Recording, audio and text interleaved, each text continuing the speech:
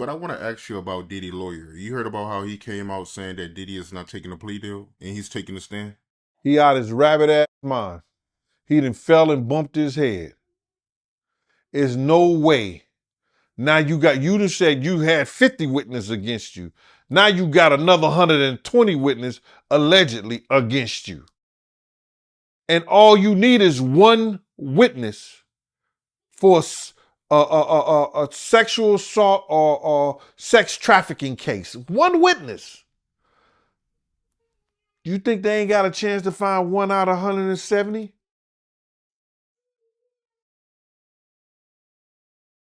He better hope and pray. He better hope and pray that they want somebody more than they want his client. That they want somebody that they'll give his client a plea bargain.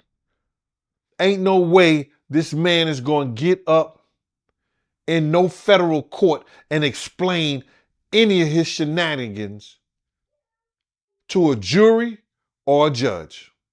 There's no way. He ain't that bright. So if he take the stand, you believe that's a mistake?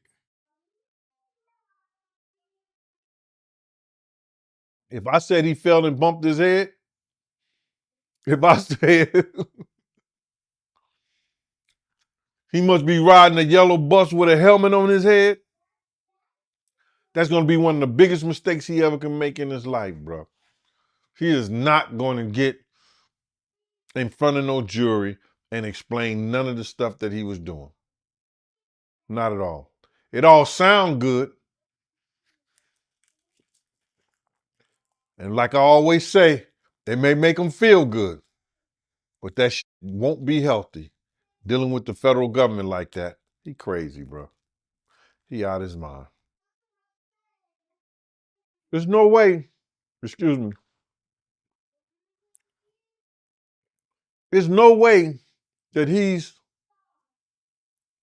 with all the allegations against him, even when he started explaining the situation with Cassie and dragging her by her hair and stuff like that back to the room, that's a form of kidnapping. How do you explain the tape? How do you explain it? Make him look real bad, bro. He better hope and pray that he can find some kind of leniency, and he can have somebody advocate and try to get a presidential pardon from somebody. And I don't think they would do that. It's based on the evidence that he's being convicted by. Yeah, it ain't looking too good for him. But before this interview, you was telling me that a female reached out to you about a sex tape. Yeah. It may not have been a year ago. It may have been close to a year, 9 months, something like that. A year. I don't. It wasn't. It was. It was about. I don't know. Was it? Was it a year? It's 6 months to a year. I forget about it because we just had a brief conversations for about like a week or so. Like I mean, like she'll call me one day and then we'll talk a little bit. Then I'll get back with her. Then she'll call me back. She was trying to find out information and everything like that. But I really couldn't help her, bruh. You understand? And then she told me the guy name. She said, Gene, I know it wasn't you. She told me her credentials. She said, Gene, I went to college. I come from a reputable family. I live in, you know, out your way where you at. And she said that, do I know this bodyguard named Big Joe? And I said, why? What's going on? And then she told me about that she had heard about this tape floating around of Puffy uh, ex-ing her, sexually assaulting her. And I was like, wow. And